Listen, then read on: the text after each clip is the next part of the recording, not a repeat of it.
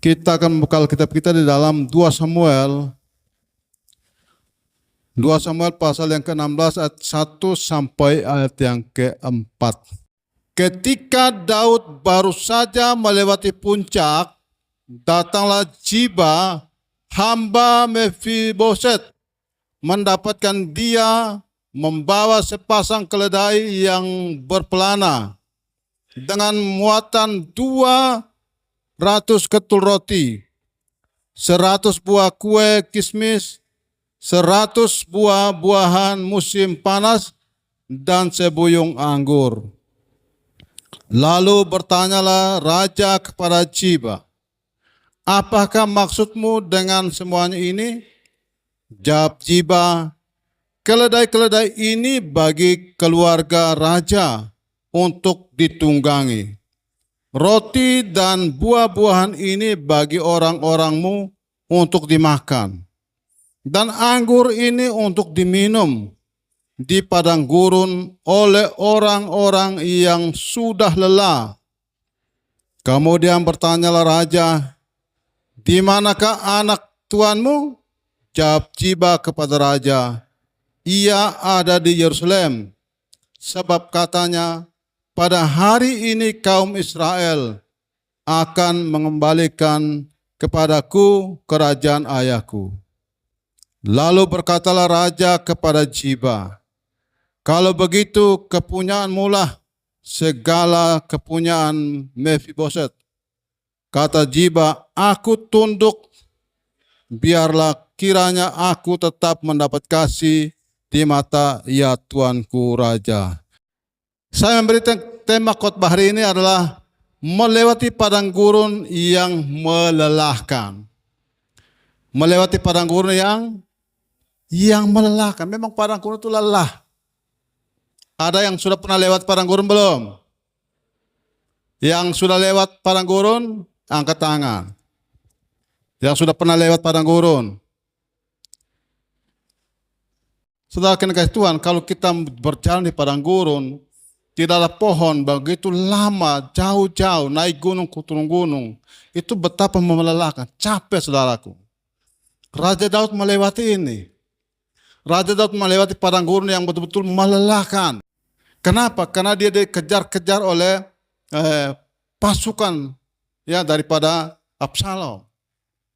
Dia diburu, dia dikejar-kejar. Dia melarikan diri. Entah kemana, yang penting dia lari jauh daripada kejaran Absalom. Anaknya sendiri. Tanpa diketahui oleh raja, tanpa disetujui oleh raja, dia mempengaruhi bangsa Israel, mencuri hati bangsa Israel, lalu kemudian dia mempengaruhi mereka dan terpengaruh, dan begitu banyak bangsa Israel dipengaruhi oleh Absalom, lalu kemudian mereka angkat Absalom menjadi raja. Itulah membuat raja tandingan. Raja tandingan itu berbahaya. Karena apa? Karena mereka kan, kita lihatin, mereka bisa baku bunuh, perang saudara. Saudaraku, sampai hari ini kita lihat, di mana ada negara di dalam negara, itu selalu tidak aman. Betul tidak? Tidak aman. Negara di dalam negara tidak aman.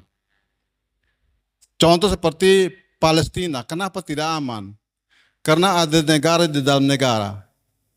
Di dalam negara itu ada lagi penguasa-penguasa lain. Yang ditakuti, mereka berkuasa, itulah tidak aman. Di mana lagi? Yaman. Yaman tidak aman karena ada di negara dalam negara. Indonesia ini masih baik, saudaraku. Kalau sampai ada juga di negara dalam negara, maka akan terjadi masalah. Pernah tidak Indonesia ini ada negara dalam negara? Pernah ada tidak? Ada. Waktu zaman PKI, G13, itu negara dalam negara. Pembunuhan, berperang saudara. Ini yang perlu dijaga.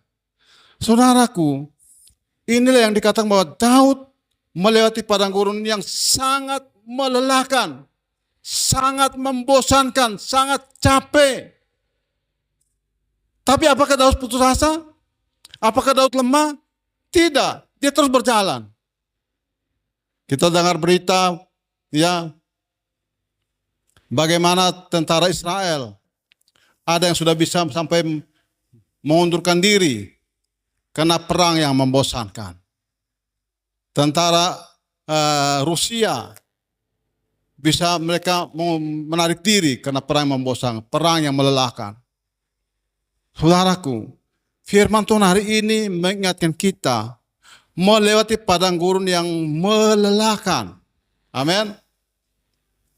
Melewati padang gurun yang betul-betul membosankan. Tapi kita sebagai anak Tuhan harus melewati. Amin. Setiap anak Tuhan, setiap hamba Tuhan, setiap orang percaya wajib hukumnya harus melewati padang gurun. Amin. Kalau tidak melewati padang gurun, bukan anak Tuhan. Anak gampangan. Anak yang gampang diombang-ambing oleh pengaruh-pengaruh manusia, pengaruh dunia ini. Tapi bagi anak Tuhan yang kuat, ya, yang kokoh, yang tidak bisa digoyahkan, dia harus bisa melewati padang gurun. Amin. Raja Daud menjadi raja yang tidak bisa digantikan oleh siapapun. Karena Raja Daud dilatih, ya, pertama jadi apa? Gembala kambing domba di padang gurun. Bahkan menghadapi binatang buas, Raja Daud melewati. Ini ujian. Sebelum Raja Daud diangkat Tuhan menjadi raja, dia dibawa ke padang gurun. Dia bisa belajar di sana, bertanggung jawab, menjadi orang yang kuat, menjadi orang yang tidak goyahkan. Sehingga ketika dia menjadi raja untuk membawa pemerintahan bangsa Israel, dia menjadi orang yang sudah kuat. Amin. Menjadi orang kuat. Dia tidak pernah lemah. Ya.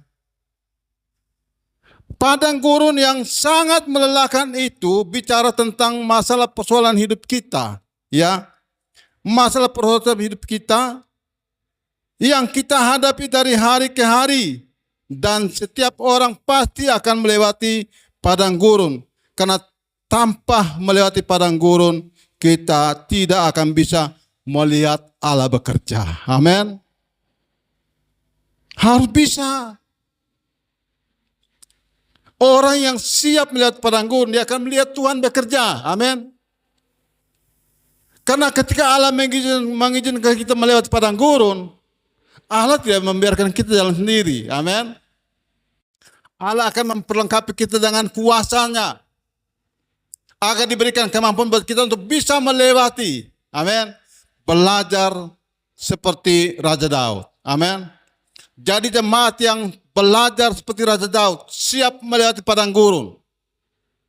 Kalau mau dipakai Tuhan. Amin. Yang pertama, ada tujuan Tuhan mengizinkan kita melewati padang gurun. Dengan melewati padang gurun, kita akan dilatih menjadi orang yang kuat, tidak gampang menyerah. Jadi kalau hamba Tuhan menghadapi tantangan, masalah, persoalan, dia tetap tenang, itu artinya hamba Tuhan yang sudah melewati padang gurun. Amin. Dia tetap kuat.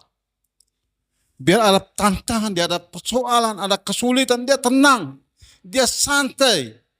Dia tidak pernah mundur, dia tidak pernah lemah. Itu artinya bahwa dia sudah pernah melewati padang gurun. Amin.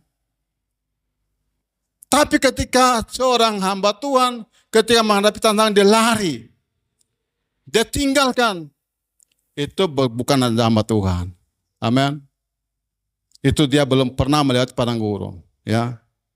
Jadi yang pertama, tujuan Tuhan membawa kita, yang mengizinkan kita melihat padang gurun, supaya kita kuat, tidak gampang menyerah. Amin.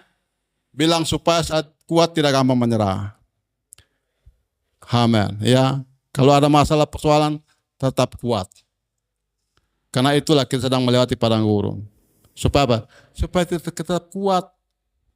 Saudaraku, dunia hari ini sudah tidak kuat lagi. Tebes kelale. Tebes toh? Dunia hari ini tidak kuat lagi. Orang gampang tinggalkan Tuhan. Melakukan hal yang sembrono. Bisa bunuh diri, bisa gantung diri. Itu karena dunia ini tidak kuat lagi. Tidak mampu dilatih, ya, melewati padang gurun. Makanya kalau ada masalah, wah, dia lebih baik, dia pikir itu tali, itu dia pikir ini rantai emas, kan, dia ikat di lehernya. Ya, kalau orang tidak mampu melewati padang gurun, itu tali sapi jadi rantai emas. Ikat di leher, kegantung main-main di pohon. Ini hati-hati saudaraku. Kita perlu banyak membaca firman Tuhan, amin. Belajar firman Tuhan supaya kita bisa tahu tujuan Tuhan atas hidup kita. Kalau tidak, hati-hati. Kita akan dikuasai oleh iblis untuk menjerumuskan kita, untuk menjatuhkan kita, karena kita tidak kuat. Amin. Kita tidak kuat. Makanya Tuhan mengizinkan kita melewati padang gurun supaya kita dilatih. Dan semua orang yang beriman wajib hukumnya lewati padang gurun. Amin. Kira-kira Musa sebelum dia bawa bangsa Israel, dia sudah lewati padang gurun belum? Sudah, amin. Musa sendiri melewati padang gurun dulu, ya. Bukan padang gurun, padang pasir.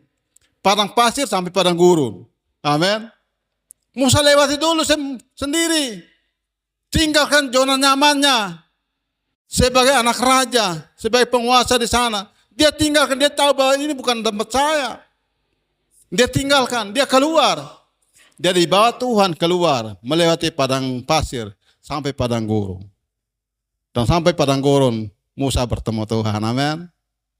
Dan sebelum Musa disuruh kembali ke Mesir untuk membawa pulang, Musa itu dilatih dulu di padang gurun, lewati padang pasir. Saya lihat di video itu Musa itu jalannya setengah mati, jatuh bangun. Kalau padang pasir itu kita jalan jatuh bangun tidak ada pohon, lalu tambah debu lagi, debu abu lagi, coba bayangkan, ngeri sekali itu. Saudara, kalau kita menghadapi tantangan yang mengeri, itulah padang gurun kita. Tuhan tidak akan biarkan kita jalan sendiri, tapi kita akan melewati, amin. Kita akan bisa melewati. Itu yang pertama, ya. Tuhan mengizinkan kita melihat padang gurun supaya kita dilatih menjadi orang yang kuat, tidak gampang menyerah. Yang kedua, dengan melewati padang gurun supaya kita tetap sabar ketika menghadapi persoalan. Amin. Orang masalah tuh banyak kita lihat hamba Tuhan juga hari-hari ini tidak sabar ketika menghadapi persoalan. Begitu ada masalah, aduh dia punya hati sudah tenang, maunya dobrak-dabrak orang-orang. Ini hati-hati. Ini hamba Tuhan yang belum bisa melewati padang gurun seperti ini. Begitu ada masalah, dia rasa sepertinya dia tidak puas, dia punya hati ini tidak tenang. Dia mau buat apa? Ini artinya hamba Tuhan yang belum pernah melewati padang gurun. Amin. Tuhan mau supaya kita dilatih menjadi orang yang sabar. Amin. Sabar. Bilang sabar. Amin. Kita menjadi orang yang sabar. Amin. Tidak ada satu manusia yang hari ini berjalan mulus saja. Tidak ada yang dia berjalan tidak ada masalah. Semua orang menghadapi masalah. Tapi kalau orang yang ada dalam padang gurun, sudah pernah melihat padang gurun, dia tetap orang yang sabar dalam menghadapi. Jadi begitu harus belajar, ya. Kita sungguh-sungguh. Semakin tua itu semakin betul-betul beda, berubah. Amin, berubah. Kita perlu belajar sungguh-sungguh dalam Tuhan. Seperti Raja Daud, dia sabar, ya. Orang kejar dia, orang berusaha untuk mencabut nyawanya, dia betul-betul sabar, ya. Dia sabar. Orang yang sabar itu pasti orang kuat, amin. Orang yang sabar itu pasti orang kuat, ya. Orang yang sabar itu adalah orang yang sudah terlatih, sudah melewati padang gurun, ya. Yang ketiga, dengan melewati padang gurun, hidup kita dipersiapkan untuk dipakai bagi pelayanan pekerjaan Tuhan, amin. Dicatat itu. Dengan engkau melewati padang gurun, hidup kau itu sudah dipersiapkan Tuhan. Bilang saya sudah dipersiapkan Tuhan. Iya.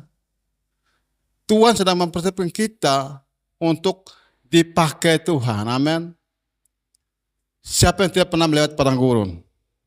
Saya mencatat dalam kitab ya, firman Tuhan, Injil, banyak para rasul, nabi, mereka semuanya lewati padang gurun semua. Amin. Mereka semuanya lewati padang gurun. Tidak ada satu rasul Tuhan yang tidak pernah lewat padang gurun. Tidak ada satu nabi yang tidak melihat padang gurun. Semua mereka melewati padang gurun. Termasuk Tuhan Yesus melewati padang gurun. Amin.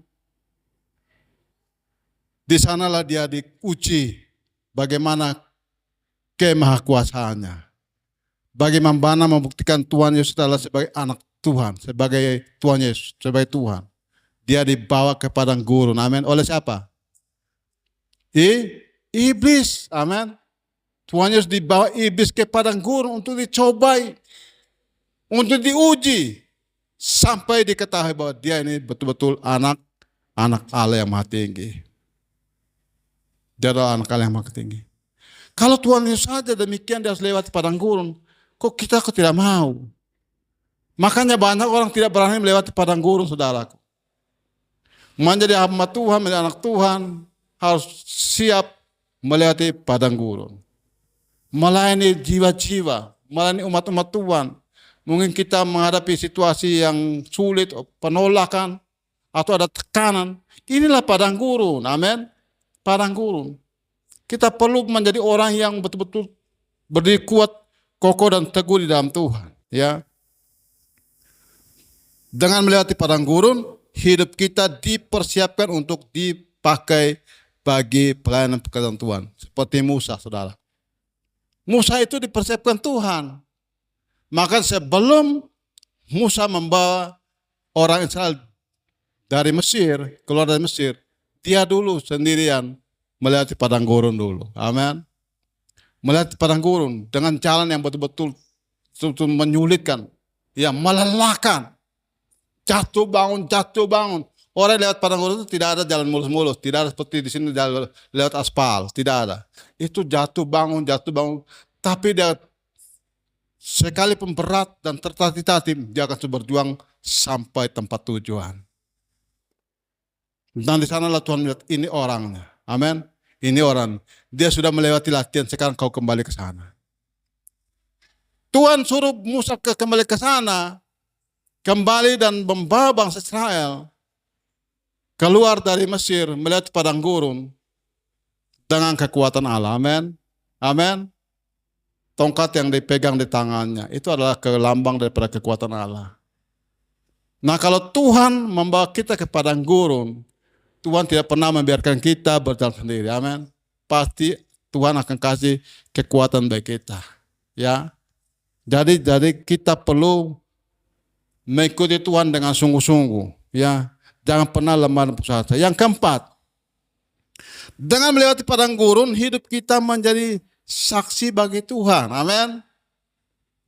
Bagaimana kamu mau jadi saksi kalau kau sendiri tidak pernah melewati padang gurun, tidak pernah melewati kesukaran, tidak pernah melewati kesulitan? Harus bisa jadi saksi. Amin. Harus bisa. Tuhan izinkan kita mengalami persoalan, pencobaan, tantangan, masalah, pergumulan. Tujuan Tuhan supaya hidup kita dipakai menjadi saksi bagi Tuhan. Jemaat Tuhan kalau dikasih kesempatan untuk bersaksi, harus bersaksi. Karena hidupmu dipakai Tuhan untuk bersaksi. Kemarin sakit, hari ini sembuh, bersaksi. Amin. Kemarin tidak ada uang, hari ini ada uang, bersaksi. Amin. Oh, saya bersaksi karena kemarin saya dapat uang 10 juta, hari ini saya bersaksi. Nanti kalau besok tidak dapat uang, tidak bersaksi lagi. Amin. Dapat uang, tidak dapat uang, tetap bersaksi. Amin. Tuhan izinkan semua terjadi supaya kita dipakai Tuhan menjadi saksi. Makanya bersaksi itu hal yang paling penting. Bersaksi artinya menceritakan tentang kebaikan Tuhan. Amin. Bersaksi itu menceritakan tentang pertolongan Tuhan, bahwa Tuhan itu hebat. Pada waktu kita bersaksi, orang lain bisa memuji Tuhan. Amin. Pada waktu kita bersaksi, kita sedang memuji Tuhan melalui kasih kita. Kita bersaksi. Di sini ini masih diberikan kesempatan untuk bersaksi. Dan dalam kita bersaksi, kita akan diberikan kemampuan oleh Tuhan. Amin. Karena saya sendiri pernah mengalami itu. Saya sendiri pernah alami ketika saya mau bersaksi, saya tidak bisa buka mulut. Sebelum saya mengenal Tuhan, saya dikenal dengan orang yang mungkin orang yang pemberani, ya. Saya dikenal pemberani. Karena saya punya anak buah yang banyak. Pacar tahu kan? Iya. Jadi saya dikenal.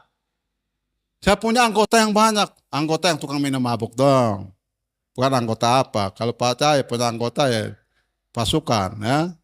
Kalau saya punya anggota yang orang yang tidak beres punya, itu yang saya punya anggota, ya. Saudara, saya pikir saya hebat. Tapi ketika Tuhan panggil saya punya niat. Hari ini saya harus bersaksi. Ibadah di rumah tangga itu. Saya harus bersaksi sudah. Saya harus bersaksi sudah. Pergi begitu pelayan Tuhan kasih kesempatan. Siapa yang mau bersaksi, silakan bersaksi. Saya bangun, saya pikir saya ini orang kenal di luar sana, saya coba bersaksi. Begitu saya bangun mau bersaksi, buka mulut saya tidak bisa buka. Mulut saya begini, hah? Kok saya tidak bisa omong? Ini seperti gempa ini saya omong ini, tidak bisa omong. Akhirnya saya berhenti. Saya berhenti habis, saya pikir dalam hati, nanti hari Rabu depan saya coba lagi. Dan hari Rabu depan saya tekad, saya pergi lagi. Dan saya mau bersaksi. Dan hari Rabu depan saya pergi, saya bersaksi, saya bisa buka mulut. Saya bisa ceritakan, tapi tidak seberapa. Karena baru latihan. Amin. Amin. Itu baru latihan. Bilang baru latihan. Ya, baru latihan. Dan hari minggu lagi saya coba bersaksi di gereja. Jangan langsung di gereja. Di gereja kadang-kadang orang banyak kita kaku. Rumah tangga dulu orangnya sedikit. Akhirnya saya coba di gereja. Dan apa terjadi saudaraku? Dengan kita bersaksi, Tuhan memberikan kemampuan buat kita. Amin. Berikan melalui Tuhan Yesus. Dengan bersaksi, Tuhan beri kuasa kemampuan buat kita. Karena mulut kita dipakai untuk bersaksi bagi Tuhan. Amin. Untuk memuliakan Tuhan. Jadi kalau kita diberikan kesaksian, diberi waktu untuk kita bersaksi. Karena waktu engkau bersaksi, Roh Kudus yang memampukan, saudara. Amin. Bagaimana kalau bersaksi tidak bisa, mau kasih firman Tuhan? Lah beda. Coba bersaksi dulu, harus rajin bersaksi. Dengan bersaksi ada kuasa, Roh Kudus itu mampukan kita. Dan di situ yang bisa menilai kita untuk bisa melayani pekerjaan Tuhan adalah gembala. Gembala itu adalah guru kita. Amin. Gembala itu guru, dia melihat pelayanan itu semuanya dia tahu semua. Jadi kalau saya suruh teman-teman melayani, jangan bilang saya hebat, tidak. Itu sementara dinilai oleh gembala. Oh, Ibu Adel sudah bisa, doanya sudah bagus. Dinaikkan nih, kasih naik dia dulu. Kasih naik ke tingkat yang lebih tinggi lagi. Bisa apa? Mungkin bisa pimpin puji-pujian. Puji-pujian sudah bagus. Oh, naikkan dia dari WL. Tapi di WL di rumah tangga, bukan langsung di gereja. Ya. Di bawah, langsung di atas, jangan langsung di atas. Sudah di rumah tangga sudah mampu, sudah bagus. Kasih naik lagi jenjangnya. Kemana? Singer di gereja. Ya, singer dulu di gereja. Setelah singer di gereja sudah mantap. Kasih dia WL. Seperti Malora. Amin. Kasih WL. Setelah kasih WL lama-lama sudah mantap. Kasih dia bawa firman Tuhan di rumah tangga. Atau di persekutuan. Ini dilatih, amin. Kita dilatih, dibentuk sampai kita menjadi hamba Tuhan yang bisa melayani pekerjaan Tuhan, amin. Kenapa saya ngomong begini? Karena saya punya pengalaman dan saya dipanggil seperti itu. Jadi kalau kita suruh bersaksi, jangan toleh kiri, toleh kanan. Nanti akhirnya setelah 9 tahun, di bawah pun tidak sakit.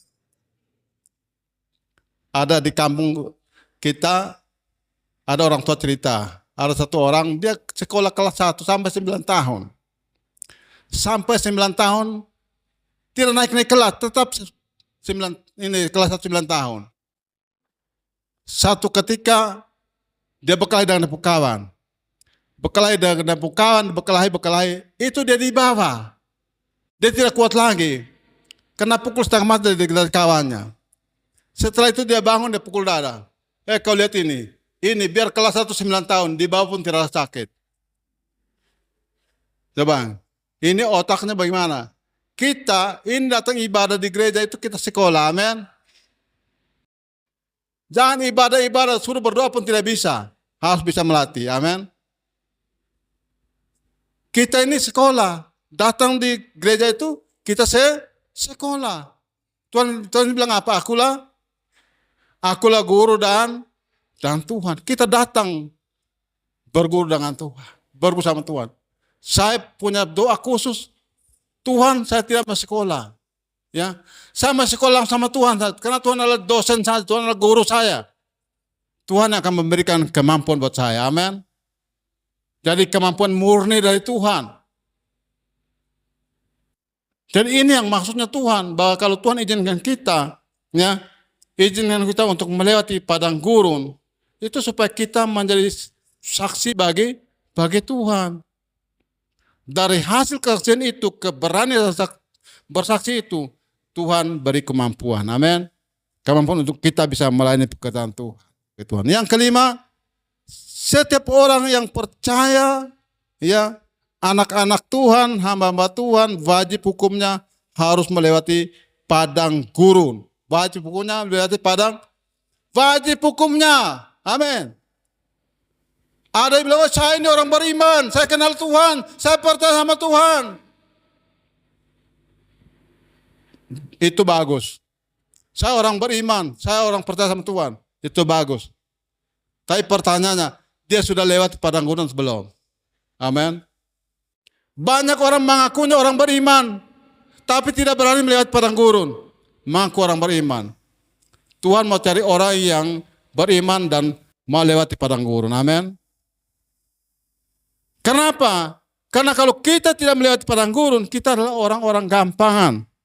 Tujuan Tuhan supaya kita bisa melewati padang gurun adalah supaya kita bisa mengenal Tuhan dengan benar. Amin. Mengenal Tuhan dengan benar. Bagaimana kau bilang kau mengenal Tuhan? Kau belum pernah melewati padang gurun. Dan orang yang melewati padang gurun, dia akan mengenal Tuhan dengan benar. Dan kalau orang mengenal Tuhan dengan benar, hidupnya akan semakin kuat dalam Tuhan. Amin.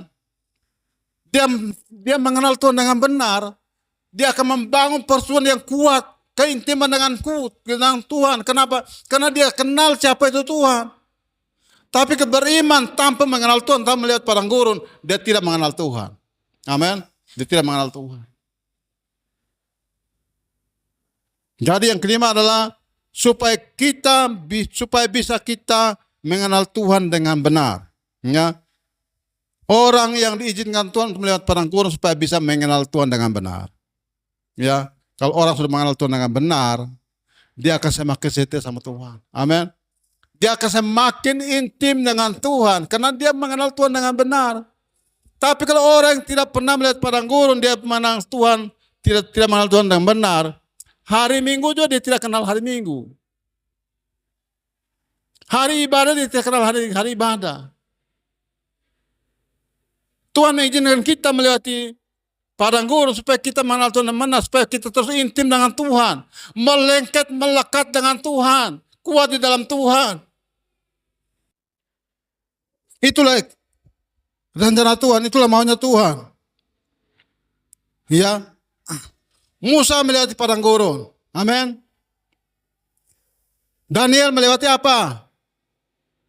Daniel melewati padang gurun melalui gua singa. Sadrak, Mesak, Abednego melalui padang gurun dengan apa? Dengan api. Amin. Dengan api. Ya. Tuhan sendiri melewati padang gurun dengan apa?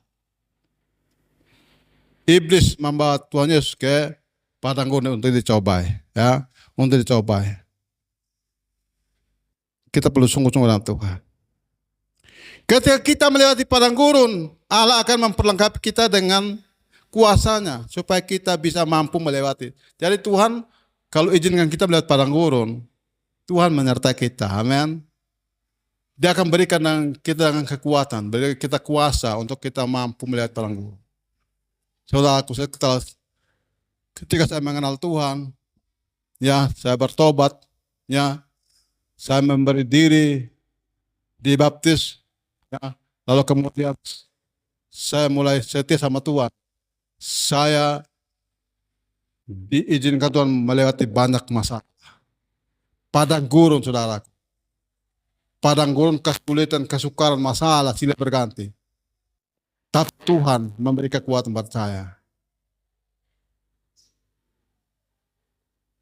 Jadi kalau kita hari ini menghadapi satu masalah, kita sedang dibawa Tuhan ke tempat itu. Amin.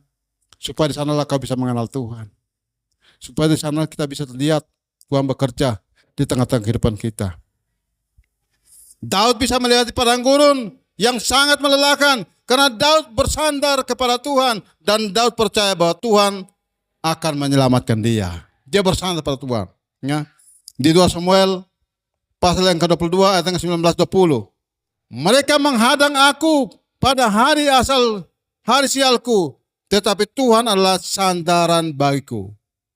Ia membawa aku keluar ke tempat lapang. Ia menyelamatkan aku karena ia berkenan kepadaku. Berikan Tuhan Yesus. Daud melewatinya. Dia percaya. Dia bersama pada Tuhan. Dia beri kekuatan oleh Tuhan. Karena Tuhan, dia tahu Tuhan akan menyelamatkan dia. Tuhan menjadi sandaran dia. Tuhan menjadi kekuatan dia. Dia tidak akan jatuh. Karena Tuhan akan menyelamatkan dia. Ya.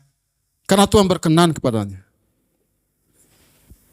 Di tengah melewati padang gurun yang sangat melelahkan, Daud berseru dan berteriak, minta tolong kepada Tuhan. Dan Tuhan mendengarkannya. Jadi kalau kita menghadapi persoalan padang gurun kita, berteriak pada Tuhan, amin. Berseru pada Tuhan. Jangan cari orang kuat, jangan cari paranormal, dukun segala macam. Jangan cari. Cari Tuhan, berteriak pada Tuhan, berseru pada Tuhan. Dia akan mendengar kita dan menyelamatkan kita, amin. Seperti Daud. Daud di tengah masalah persoalan yang kita hadapi, sulit yang dia bertanya sama Tuhan, meminta petunjuk Tuhan. Karena dia tahu, ketika dia bertanya sama Tuhan, Tuhan akan menjawab dengan pasti, amin. Dengan pas, dengan tepat, ya, dengan tepat. Di 2 Samuel 22 ayat 7. Ketika aku dalam kesesakan, aku berseru kepada Tuhan. Kepada Allahku, aku berseru, dan ia mendengar suaraku. Dari baitnya teriakku minta tolong. Masuk ke telinga dan beri keluhan bagi Tuhan Yesus. Haleluya.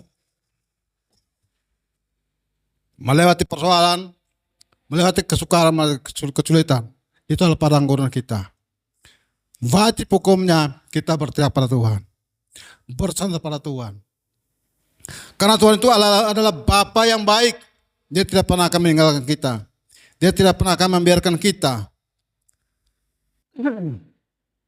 Kalau kita tidak berani melewati padang gurun, kita akan menjadi orang-orang yang gampang dipermainkan. Ingat, dunia ini sedang ada dalam permainan. Dunia ini sedang ada dalam permainan yang palsu. Kalau kita tidak berani melewati padang gurun bersama dengan Tuhan, kita akan gampang diomong-amin dengan permainan palsu. Hidup dalam kepalsuan. Kita lihat di sini. Di Efesus pasal yang keempat ayat yang ke-14. Sehingga kita bukan lagi anak-anak yang diombang-ambingkan oleh rupa-rupa angin pengajaran, oleh permainan palsu manusia, dalam kelicikan mereka yang menyesatkan. Amin. Hati-hati di sini. Kita perlu sungguh-sungguh dengan Tuhan. Kalau kita tidak sungguh-sungguh dengan Tuhan, dan kalau kita tidak berani melewati padang gurun yang sudah dipersiapkan Tuhan, kita akan gampang diombang-ambingkan dengan permainan palsu dunia ini. Amin. Permainan palsu dunia ini sudah mulai merambah di mana-mana. Aku dunia ini sudah semakin hari bukan semakin baik. Dunia ini semakin hari semakin sulit.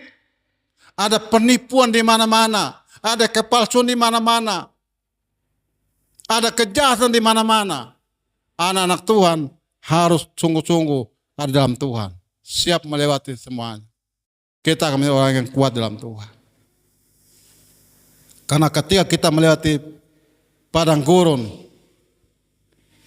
persoalan kita masing-masing, padang gurun masalah kita, ingat, Tuhan akan bersama dengan kita. Amin. Tuhan tidak pernah membiarkan hidup kita berjalan sendirian.